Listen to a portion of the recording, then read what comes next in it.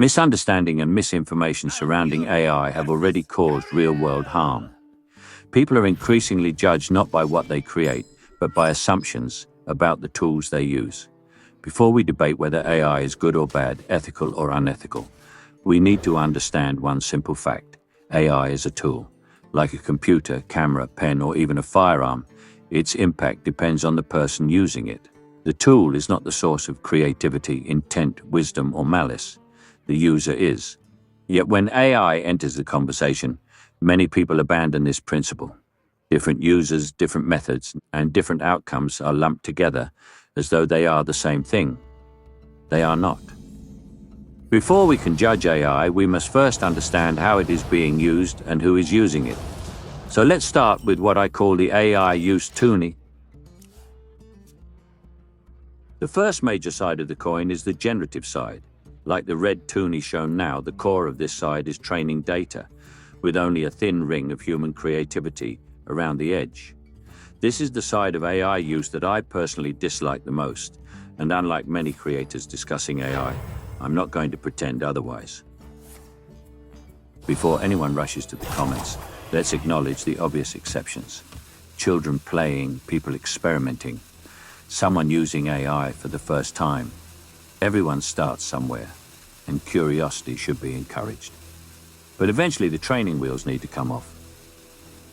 If your entire creative process consists of typing, give me a tree, write me a story, or make me a picture, then let's be honest about what's happening.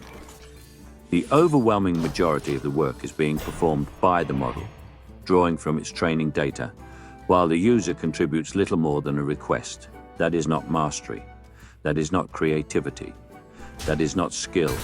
It is convenience. This is where many of the criticisms of AI find their strongest footing. The results often look alike because they emerge from the same training sources. They fail in similar ways. They develop the same habits, the same shortcuts, and the same weaknesses.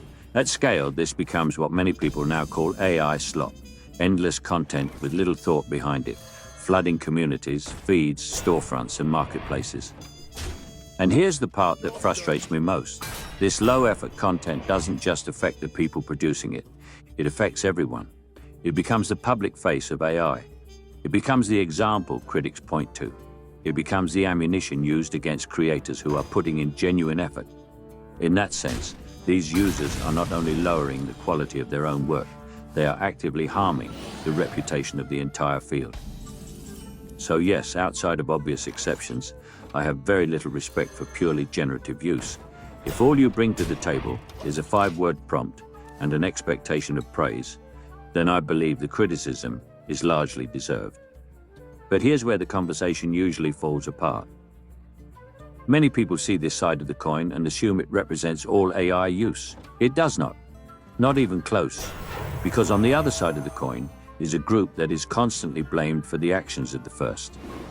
A group that contributes effort, skill, judgment, revision, creativity, and intent, yet is routinely treated as though they did nothing at all. And that's the side we need to talk about next. Now we arrive at the mirrored side of the coin, the assisted side. Unlike generative use, which is a face of the coin, assisted use is a spectrum. This distinction is critical because it is where most discussions about AI immediately fail. People see AI as one thing, one group, one action. Reality is far more complicated. On the generative side, the user contributes little and asks the system to do the work. On the assisted side, the user contributes effort. That effort may be small, it may be enormous, it may come from a beginner, it may come from a master, but it is effort nonetheless. This is where many people become confused. They attempt to measure assisted use by the length of a prompt rather than the quality of the contribution. That is a mistake. A 100-word prompt does not automatically contain more creativity than a 10-word prompt. Likewise, a short prompt does not automatically make someone a generative user. The distinction is simple. Did the user merely ask for a result, or did they actively participate in creating it? A child holding a marker will often create little more than scribbles. A professional artist may create a masterpiece with that same marker. Yet we do not claim the marker made one an artist and the other not. We recognize a spectrum of skill, experience, effort, and understanding. AI is no different. A beginner may spend hours experimenting, revising, learning, failing, and trying again. The result may still be poor. A professional may achieve a superior result in minutes because they already possess years of experience in writing, design, systems thinking, engineering, storytelling, or visual composition. The outputs may differ dramatically, but both individuals are participating in the creative process. Both are assisted users. Neither simply said, "Give me a tree." One may require 100 attempts to communicate a vision. Another may achieve that same result on the first try. The effort is different. The skill is different, the outcome is different, yet both are engaged in creation rather than passive consumption. This is why I define the boundary between generative and assisted use as effort. Not success, not talent, not education, not income. Effort.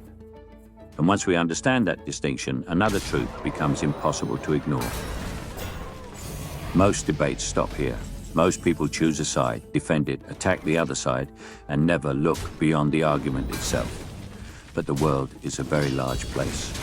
Billions of people live lives we will never see, challenges we will never face, limitations we will never experience, circumstances we may never even imagine. So before we continue this debate, before we decide who deserves respect and who deserves criticism, we need to step back from the coin entirely and look at the larger world around it. Because the truth of this division is not found in AI, it is found in people. Now let's step away from the faces of the coin and look at the world around it. The internet has a habit of making every debate feel like the center of the universe. It isn't. For simplicity, I often think of the world as a rough 30-30-40 split. 30% lean one way, 30% lean the other, and 40% simply do not care. Some have never used AI, some barely know what it is. Some have bigger problems to worry about. Others live in places where this debate is almost meaningless, compared to concerns like food, water, electricity, education, or simply getting through another day. The important thing is this: the world is not divided into us and them. Most people are not standing on either side of the coin. They are standing outside the debate entirely. Some watch with curiosity, some laugh at the spectacle, some genuinely pity those so consumed by the argument that they mistake it for reality itself. While one side fights the other, much of the world simply watches two groups of jesters swinging at each other over something they may never care about at all.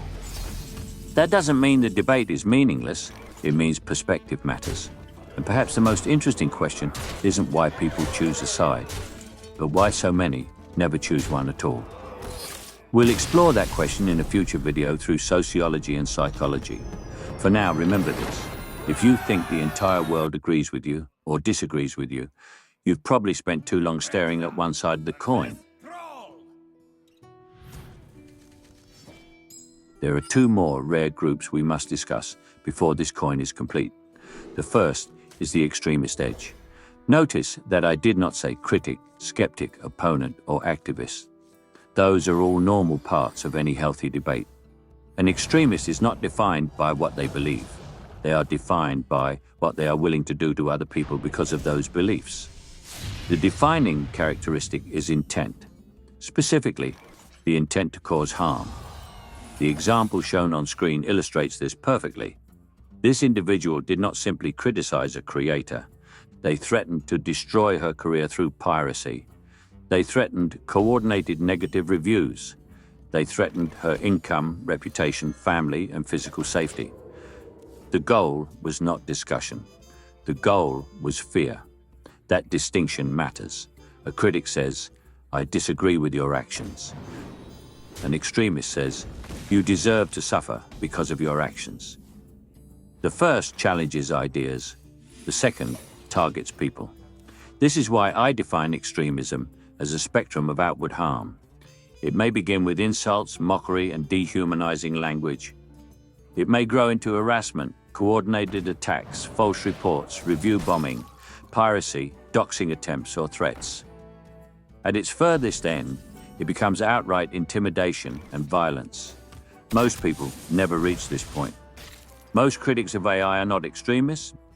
Most supporters of AI are not extremists, but a small minority become so consumed by their cause that they stop seeing individuals and begin seeing enemies.